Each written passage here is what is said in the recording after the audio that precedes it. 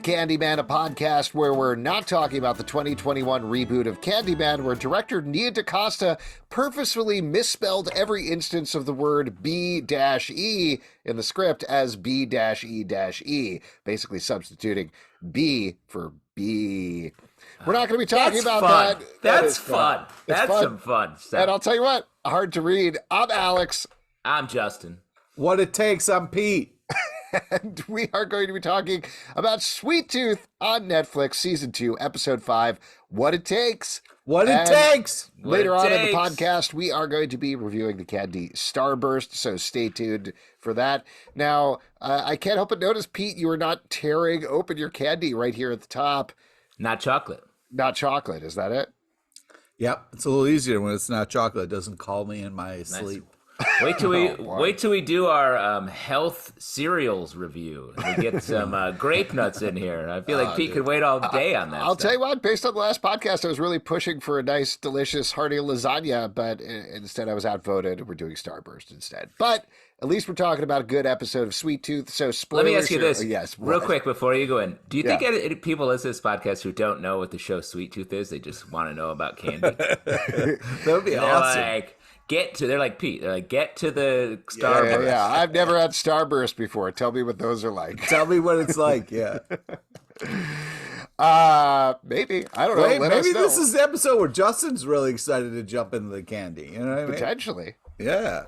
No spoilers. Yes. No spoilers for the candy. We're getting too much into this at the top here. Why don't we give spoilers for the show instead? So, that's great. Brief recap here of the episode.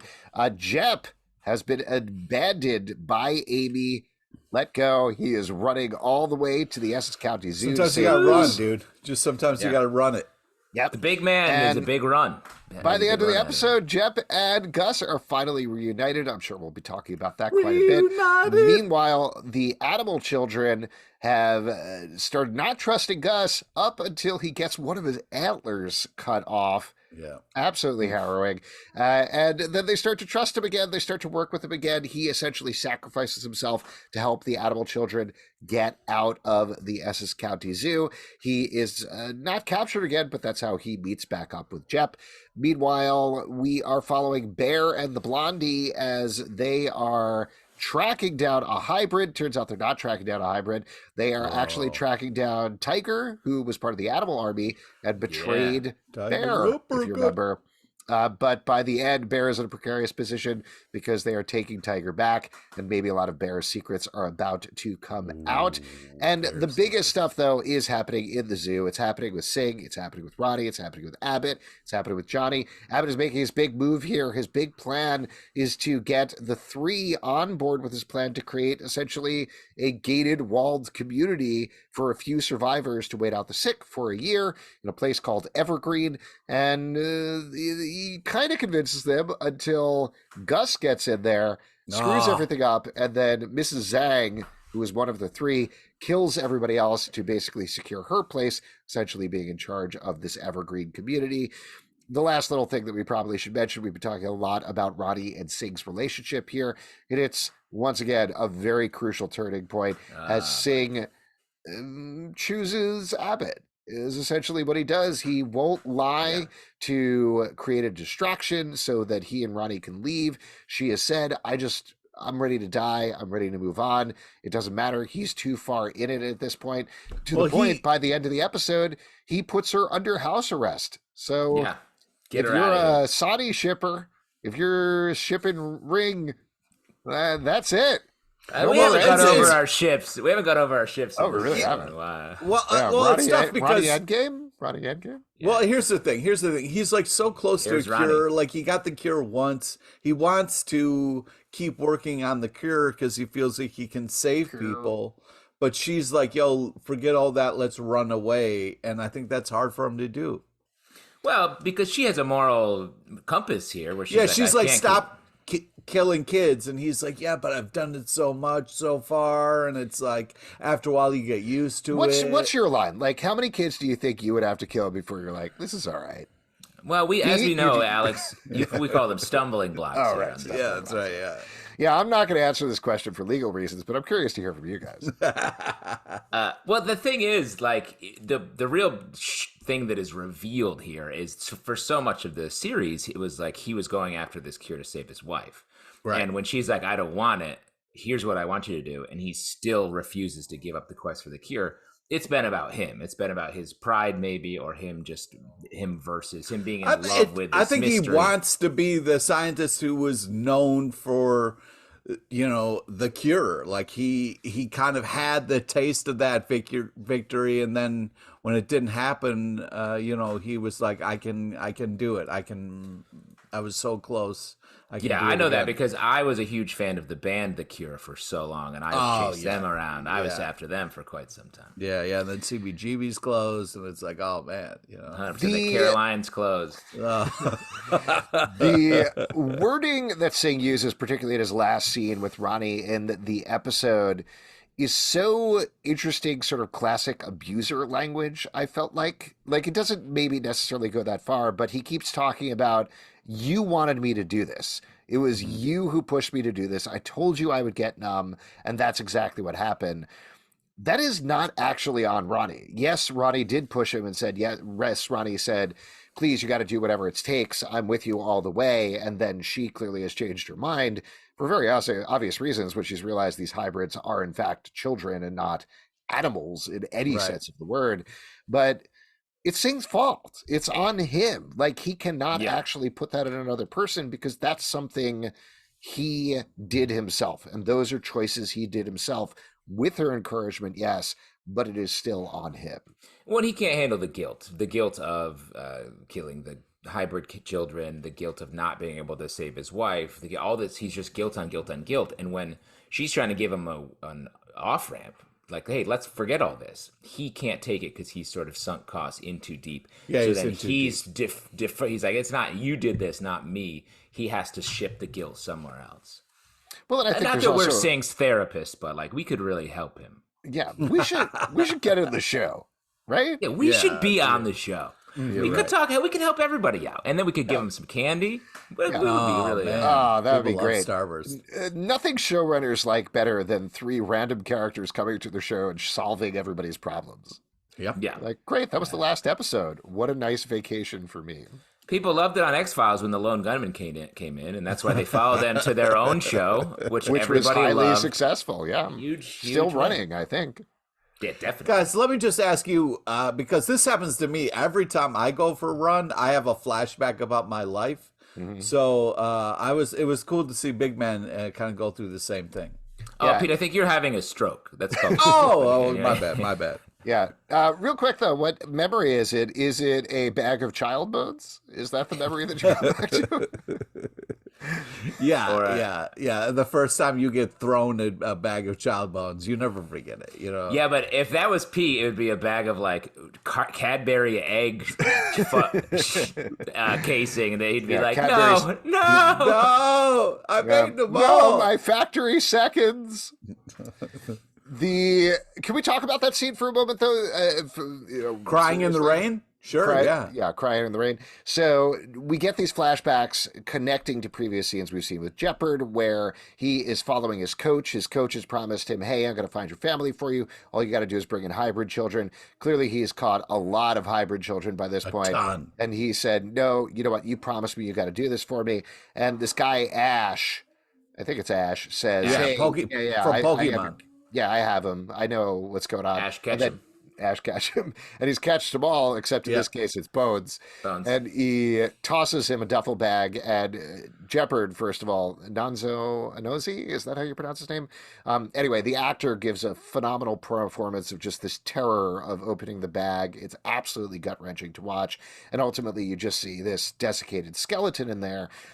A lot of things to unpack, I think. The first thing, though, is just clerically, was that his wife and kid, or just his kid, or what were we supposed to take? Well, because there's two bracelets. You see two bracelets, yeah.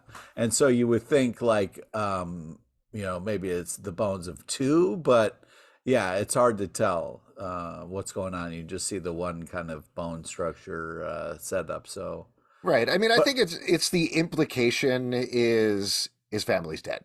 Yeah, and they're in the bag. Yeah, exactly. I mean, I think don't it's you evidence. guys? That's what that expression means, right? I got this one in the bag means your family's bones. Family's bones. Yeah. That's the traditional use of it. Yeah. I don't know what you guys put in your duffel bags, but it's always family remains for me. I see. That's funny. When I go to the gym, I fill my corpse bag with gym clothes. Oh, weird. Man. Classic mistake. I usually do that for like the first couple of weeks of the year, and then I kind of forget after a while. Oh, man. Right, definitely. What, going to the gym or filling your corpse bag? Little at column A, little at column B. But we're being pretty flip about this. But like, this was a good Jeppard episode. Like, he gets the Lost style backstory. Jeppard-sode. It's called the Jeppard-sode. Jeppard-sode. Great Jeppard-sode. I agree. I like the holding hands in the prison cell moment. Oh my God, that killed me. His giant hands and Gus's little hands. Oh my I didn't God. realize how much I needed that, Yeah. Just, I know we're jumping all over the place here, but I talked last episode a little bit about wondering about the narrative flow of here and holding off on getting everybody back together, but the way they got Gus and Jeppard back in this episode, it warmed my heart. It broke my heart. They completely nailed that moment, and it's so lovely to see these two actors together again. Well, and I was fully surprised by it. I didn't expect it to happen when it did. But the moment that got me is when he's surrounded by the last men, and he's like, he's my kid. We're talking about Gus. Why do you want? I was like, this show does such a good job of not telegraphing what the emotional arc of each episode or even this season is. And then now, as everything's coming together, it's just hit.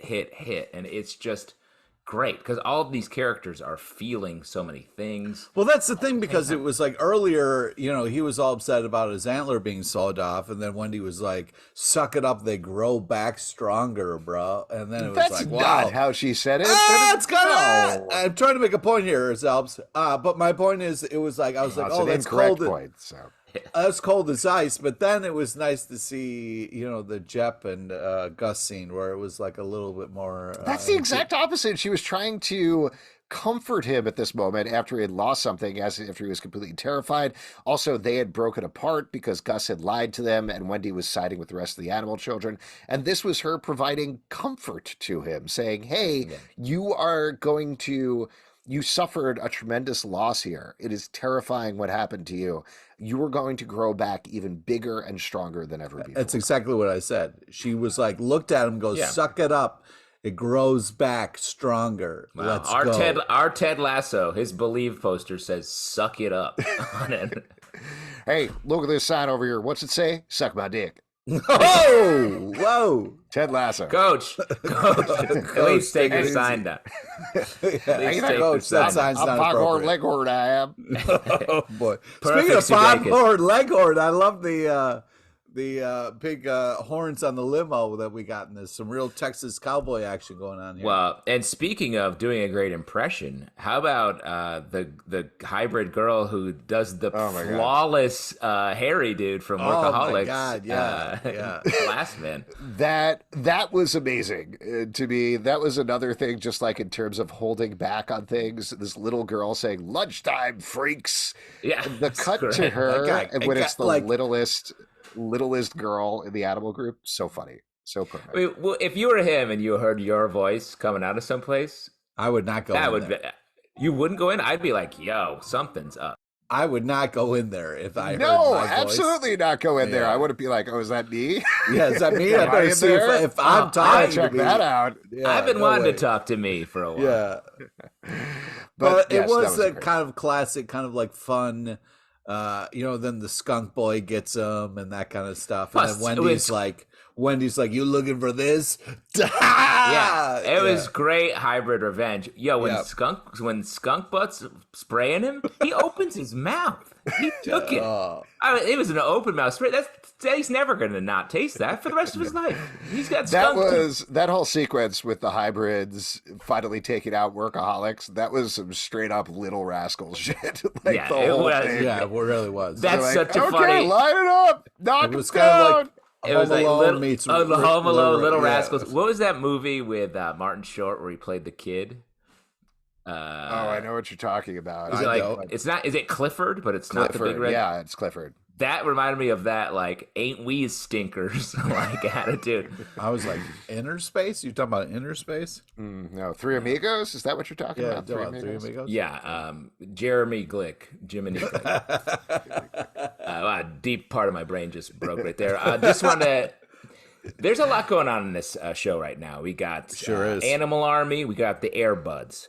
We got Handkerchief Gang. We got the cult folks. We've got the cowboys who shoot people. There's last we men. got the last men. We got the hybrid kids. There are factions here. Do you? There's cowboys, kind of like dressed up nice cowboys. There's a bunch of cult people. There's a lot of different. Yeah, that's what Justin just said.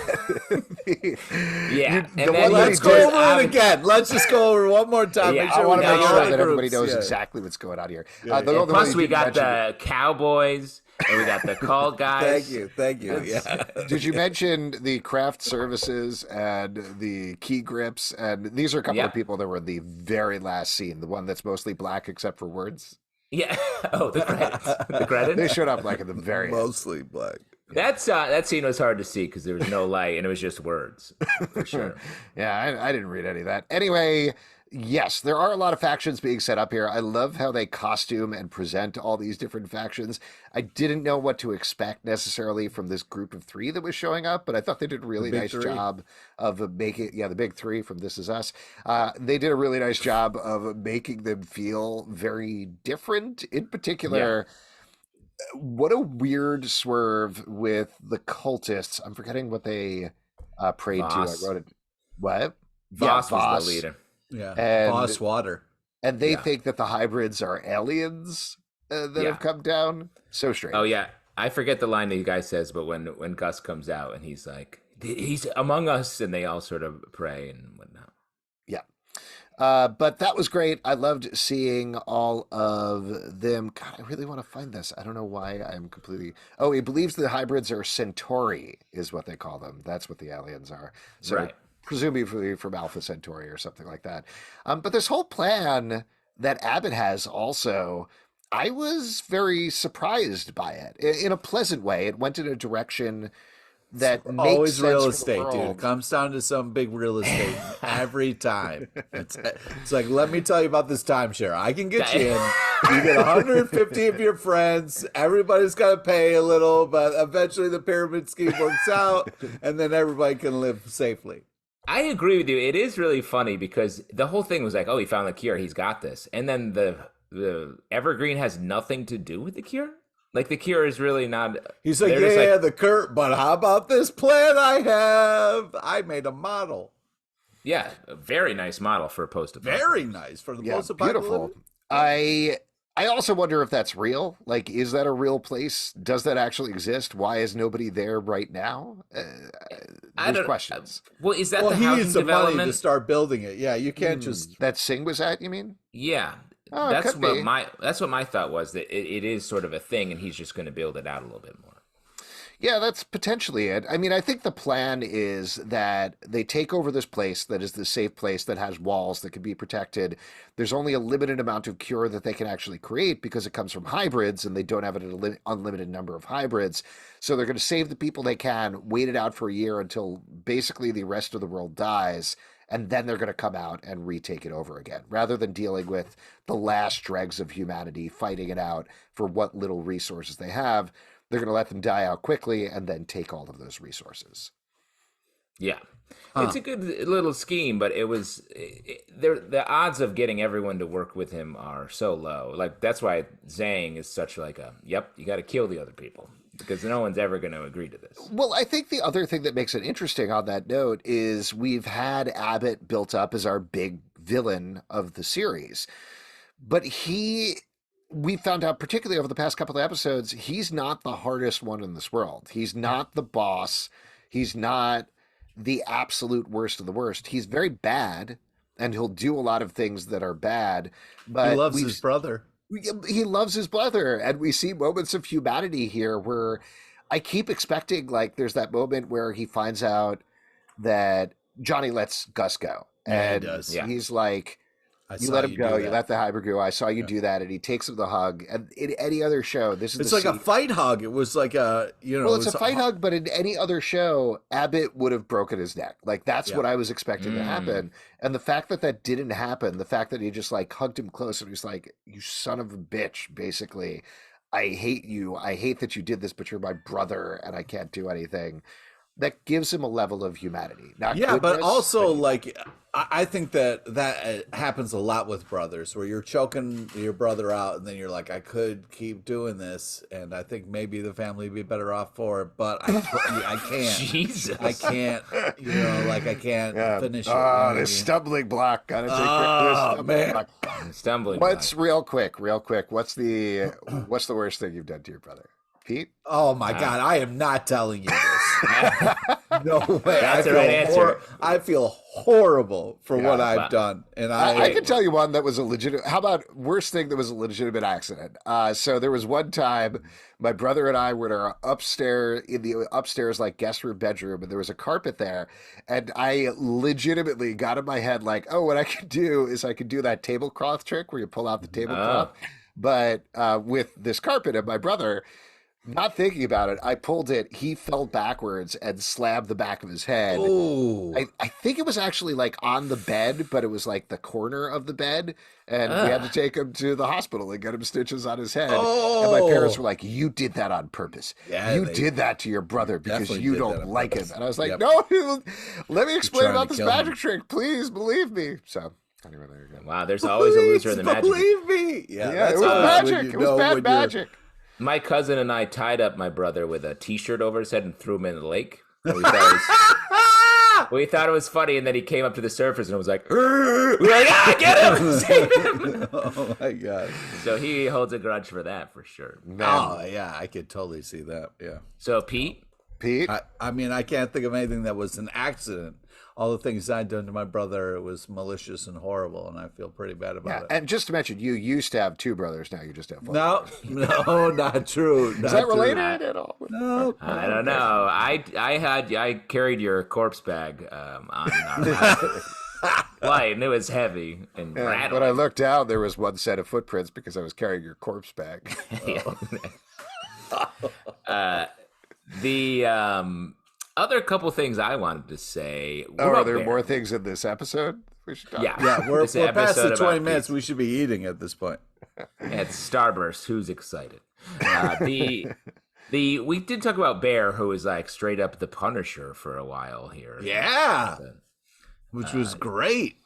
This was another surprising twist in this episode, I thought, to bring back Tiger from the Animal Army. Was not expecting that at all, but that we've had again, we talked about this in the last episode, but it felt like, okay, we finally have a path for Bear. She is trading up with the last men. She's going to be part of the army. That's how she gets into the zoo for this final conflict we're going to get from all of these different factions. Pete, don't list the factions again.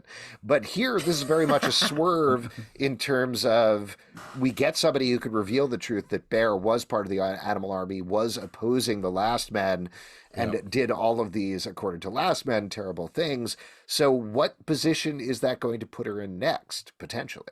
Yeah, it's interesting, and I actually like it a little bit. It's a little more convoluted than her just being like, I'm here, and I'm with them, with betraying Surf's Up Blondie. I can't wait for her to betray Surf's Up Blondie, because I'm sick of him.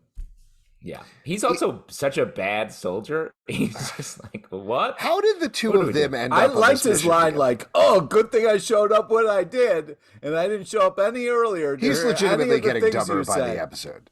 Definitely. Dumber by the episode. Yeah, he is like a Pauly Shore character. I think they got put together because Bear's so good, and he's Bear's friend. So they were like, "Yeah, you guys can do this mission." So that part is, I like that what they're doing here. How about Bobby? If you just showed the clip, God, Bobby, why? If you just showed the clip of the soldiers surrounding Jepp, serious, high stakes, emotional, and then a little Winnie the Pooh Muppet pops up, and it's like, "Dwee!" Big man, Big Man, is that you? And then does a flip and then jump right back in the hole. Then people be like, this isn't a real television show. I wanted Bobby to pop up and be like, I should have taken that left turn at Albuquerque. That's exactly what the back down vibe into was. his hole. Yeah. Yeah. I mean, I loved it. I love It was awesome the way he fought for Bobby and then was like, "Run, Bobby, run!" You know. Yeah. Yeah. That was great. Also, just Jepp taking down basically that whole battalion in that scene and then ripping the netting off of Bobby. That was pretty sweet as well. He's a big man. As we learned, he was the number 3 defensive player in the NFL. I guess we're and the number 1 kid hunter. Yeah. His career took a turn. We got everyone in different places when the plane comes overhead. I thought was really cool. Sort of that moment where everyone like looks skyward and is like, "What's this?" And I love the walkie drop and the knock knock. Oh, the knock knock, yeah, fun stuff. Oh, good end. I thought. Yeah, I also like the fact that it was kind of a little bit of like you think you have control over this area, like somebody else has control of planes. You know what I mean? So I like the idea of this maybe new kind of issue or new problem. It's very exciting. The stakes keep getting higher and higher. I went from halfway through the last episode being like, okay, where's the season going, to getting excited about it, to this one being like, oh man, what can possibly happen over the next 3 episodes? Because this to me feels like the penultimate episode of a season where it's all coming down to it. It's all coming in. Yeah, so what's going to happen? I don't know. I'm very excited. What happens? I did have a couple other things to say. Yeah. How about the Last Man screensaver we see early on in the episode?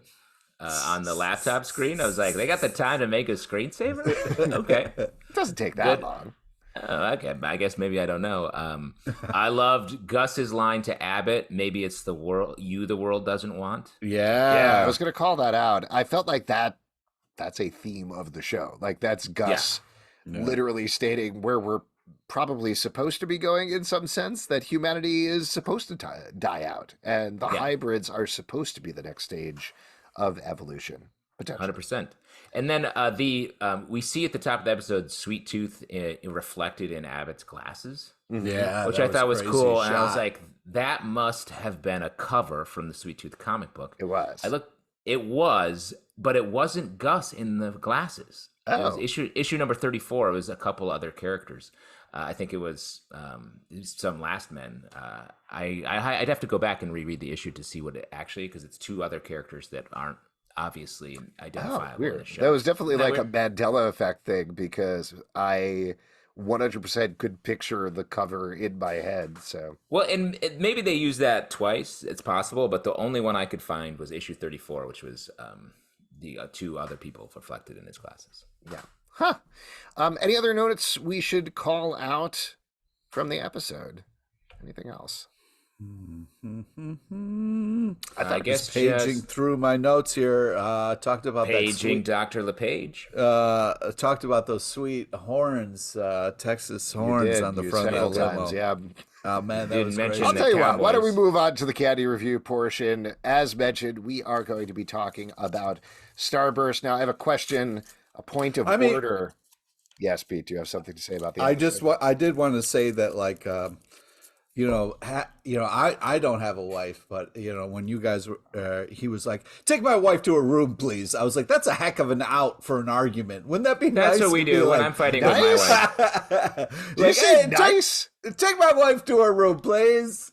Take my wife, please. To a room. Interesting out. It's an interesting what out. Are you, a to stand-up comedian in 1945? Hey, I get no respect. I'd love to have some army men take care of my wife. You know what I mean? What?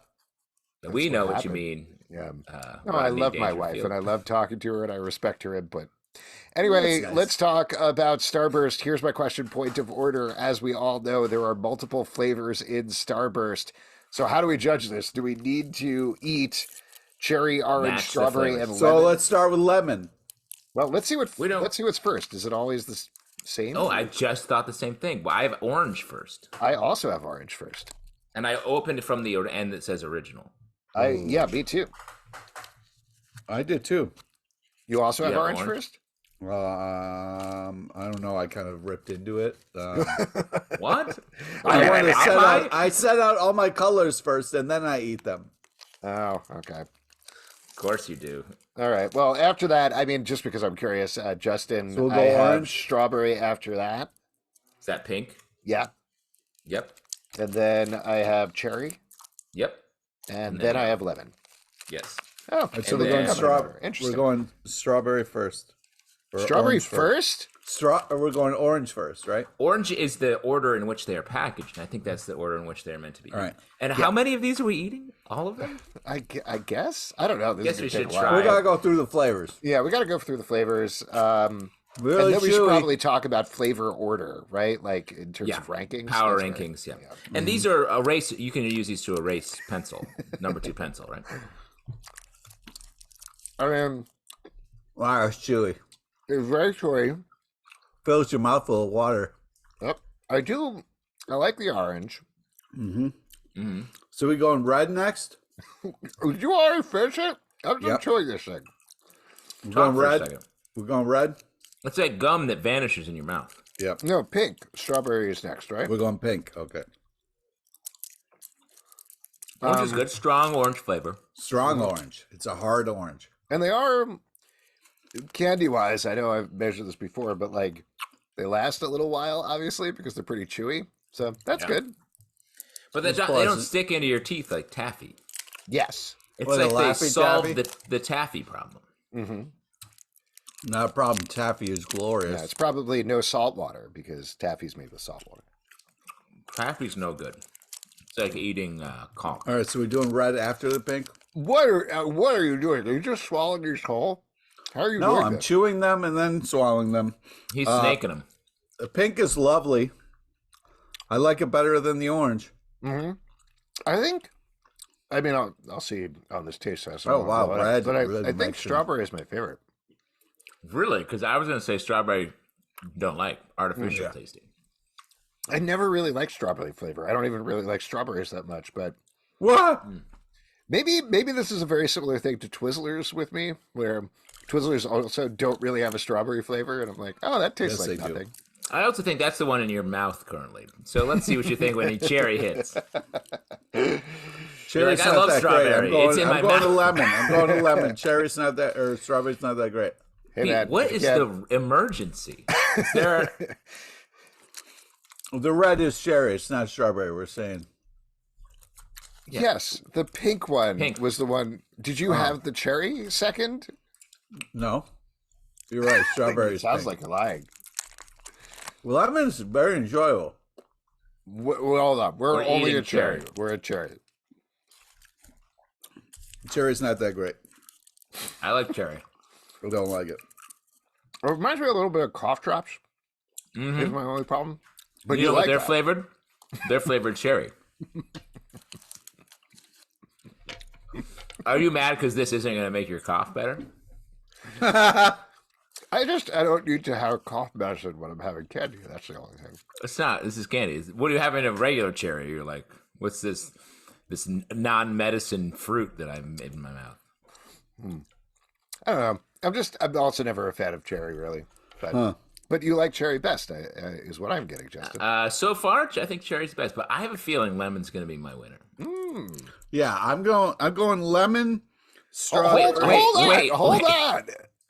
Dude, I have a question, Pete. While I'm unwrapping this lemon, which is the fourth one that we were all eating definitely at the same pace. I already ate it. Normally, when you get a Starburst, you get this whole, like, I don't know, it's not a tube, but I'm going to call it a Sleeve. tube. Yeah, sleeve. There you go. Do you just jam the whole thing down your throat all at As once? fast as possible. Yeah. Yep. He Popeyes them, And then I they do give him super spit out strength. the wrappers. Yeah.